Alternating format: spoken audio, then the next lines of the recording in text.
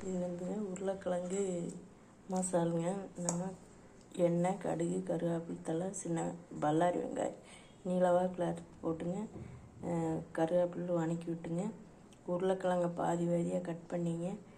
இட்லி குக்கரில், இட்லி பாத்திரத்தில் மேல் மூடியில் ஒரு நம்மளுக்கு எவ்வளோ கிழங்கு வேணுமோ அதை பாதியாக கிழங்க கழுவிட்டு பாதியாக தோலோடு கட் பண்ணி நம்ம வேக வச்சு ஒரு 10-15 நிமிஷம் வேக வைக்கணும்.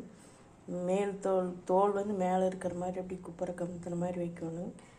அந்த மாதிரி வச்சுங்க. நம்ம கொஞ்சம் கையில் அப்படி ஆறின முன்னாடி எடுத்து தோலை தொளிச்சிட்டுங்க, பிடிக்கோல் கிட்டையாட்டாக பிடிச்சி உள்ளே போட்டோம்னா நம்மளுக்கு கொஞ்சம் மசிஞ்சு வந்துடுங்க. அப்புறம் நம்ம இதில் தண்ணி, சுடு தண்ணி வேணாலும் கலக்கலாங்க.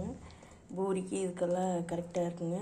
பட்டை, சோம்பு, கிராம்பு இதெல்லாம் நம்ம போட்டிருக்கிறோங்க வணக்கும் போதுங்க. இதேவே நம்ம தண்ணி ஊற்றினா கொஞ்சம் நம்மளுக்கு தண்ணி மாதிரி கிரேவி மாதிரி வந்துடுங்க. இது வந்து இப்போ நம்ம தோசைக்கு தான் எடுத்துருக்குறேன்.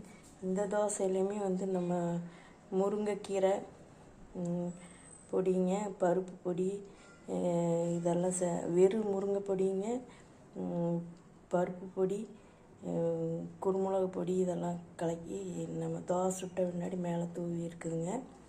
இது வந்து நம்ம இதுக்கு தோசைக்கு வந்து நம்ம தொட்டு சாப்பிட்டுக்கலாம். இது நம்ம இது அப்படின்னு நம்ம ஆறின முன்னாடி எடுத்து வச்சிட்டோம்னாங்க, நம்ம சப்பாத்தி, பூரிக்கு சாப்பிடும்போதுங்க சுடு தண்ணி வச்சு கொஞ்சம் கலக்கிட்டு உப்பு போட்டோம்னா நம்மளுக்கு பூரி மசாலா ரெடிங்க. இது வந்து நம்ம தோசை ஊற்றி வெறும் தோசை மாவுலையுமே கொஞ்சம் ஊற்றிங்க, இன்னும் கொஞ்சம் சுடு தண்ணி ஊற்றி கிரேவி மாதிரி பண்ணி நம்ம தோசைக்கு மசாலா தோசையும் வச்சுக்கலாங்க. நான் இப்போ ஒரு 3 கிழங்கு 4ஆக கட் பண்ணிங்க, குறுக்க கட் பண்ணிங்க. நம்ம சௌரியந்தான் கழுவிட்டு தோலோட இட்லி பாத்திரத்தில் வச்சுங்க.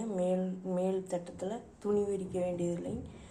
தோல் மேலே இருக்கிற மாதிரி கமுத்தி வச்சோம்னாங்க ஒரு 15 நிமிஷம் வெந்துருங்க. அப்புறம் எடுத்து நம்ம கொஞ்சம் ஆறின முன்னாடி தொளித்து மறித்து இந்த மாதிரி எண்ணெய், கடுகு, கருவேப்பிலை தலைங்க, 2 பச்சை மிளகா, பல்லாரி வெங்காயம் 1ங்க நீள வாக்கில் கட் பண்ணிங்க வணக்கிட்டுங்க. எண்ணெய் நம்ம கடுகு, இது கருவேப்பிலை தழை போடும்போதே நம்ம சோம்பு, பட்டை, கிராம்பு, சோம்பு 1/4 டீஸ்பூனு, பட்டை 1, கிராம்பு 3 போட்டுங்க. அப்புறம் பல்லாரி வெங்காயம் வணக்கி விட்டுங்க. கொஞ்சம் நம்ம கிரேவியாக வேணும்னா தண்ணி கொஞ்சம் ஊற்றி வேக வச்சுக்கலாங்க. பல்லாரி வெங்காயத்தை வேக வச்ச பின்னாடிங்க நம்ம வந்து அப்புறம் இந்த கிழங்க வந்து மதித்து போட்டுக்கலாங்க. அப்படி இல்லைன்னா நம்ம நேரடியாக ஒரு கப்பில் வந்து ஒரு குண்டாவில் வந்து தண்ணி கொதிக்க வச்சுங்க. நம்ம உருளைக்கிழங்கு சின்ன சின்ன சைஸாக கட் பண்ணிங்க, தோல் நீக்கிட்டு ஃபஸ்ட்டே பச்சையாக தோல் நீக்கிட்டுங்க சின்ன சின்ன பீஸாக கட் பண்ணி நம்ம வேக வச்சுட்டுங்க. இந்த மாதிரி நம்ம எல்லாம் வணக்கிறதெல்லாம் வணக்கி விட்டுருங்க. தண்ணி எவ்வளோ வேணுமோ ஒரு 10 நிமிஷத்தில் வெந்து போயிருங்க. தண்ணியிலே வேக வச்சாலும் சுடு தண்ணியிலே அப்படியே தோல் நீக்கி வேக வச்சுக்கலாங்க. அப்படி பருப்பு மெத்தில் தட்டி நம்ம கொஞ்சம் கடையிற மாதிரி கடைஞ்சி அப்புறம் நம்ம இந்த வணக்கி வச்சதெல்லாம் கலக்கி நம்ம சுடு தண்ணி எவ்வளோ வேணுமோ ஊற்றி உப்பு போட்டோம்னா அது பூரி மசாலுக்காகங்க. நம்ம இது பொரியல் மாதிரி தான் வச்சுருக்குறேங்க. நம்ம வேணுங்கிறப்ப சுடு தண்ணி வச்சு நம்ம கலக்கிக்கலாங்க.